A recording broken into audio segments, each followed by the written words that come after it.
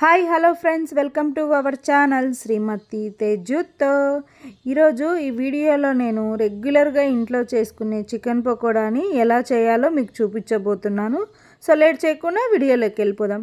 వీడియోలోకి వెళ్ళే ముందు మన ఛానల్ని కనుక ఫస్ట్ టైం చూస్తున్నట్లయితే ప్లీజ్ అండి లైక్ చేయండి, షేర్ చేయండి, సబ్స్క్రైబ్ చేసుకోండి. ఈ చికెన్ పకోడీ కోసం నేను ఇక్కడ 1/2 kg చికెన్ని తీసుకున్నానండి.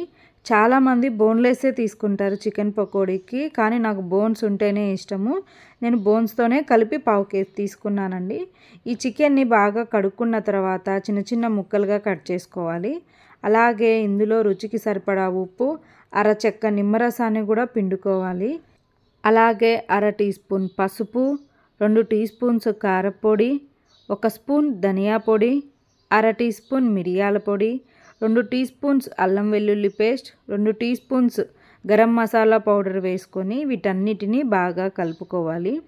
ఇప్పుడు ఇందులోనే కొద్దిగా కరివేపాకు, కొద్దిగా కొత్తిమీర, కొద్దిగా పుదీనా, కొద్దిగా ఆయిల్ వేసుకొని ఒక్కసారి దీన్ని బాగా కలుపుకోవాలి. ఇప్పుడు ఇందులోనే 2 స్పూన్ల బియ్యపిండి, 1 స్పూన్ శనగపిండి, 1 స్పూన్ మైదా పిండి తీసుకొని వీటన్నిటిని మరొక్కసారి బాగా కలుపుకోవాలి.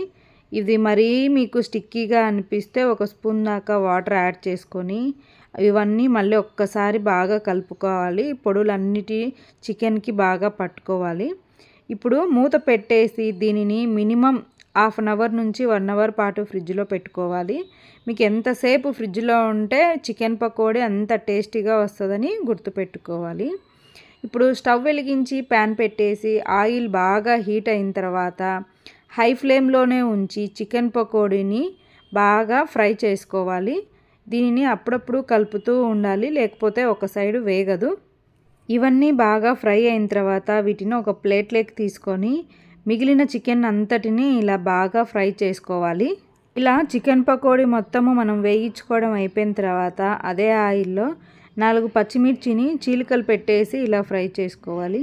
అలాగే కొద్దిగా జీడిపప్పును కూడా ఫ్రై చేసేసుకొని చికెన్తో కలిపి తింటే వారెవా అనాల్సిందేనండి అందరూ.